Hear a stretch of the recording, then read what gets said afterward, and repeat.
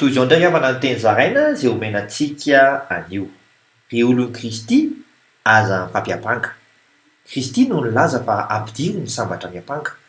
Araka ny voasoratra ao Matthieu 5:25-30 amin'ny anaran'i Jesosy hoe fa hoy Jesosy taminy ampidiro amin'ny trano ny sabatra ao, fa izay rehetra mandray sabatra no vonoina amin'ny sabatra.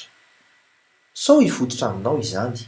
Araka ny ao amin'ny Apokalipsy 13:10 amin'ny anaran'i Jesosy hoe raha misy mambabo dia mba ho baboina kosa izy, fa raha misy mamono amin'ny sabatra dia tsy maintsy ho vonoina amin'ny sabatra kosa izy. Indro ny faharetana sy ny finoan'ny olona masina.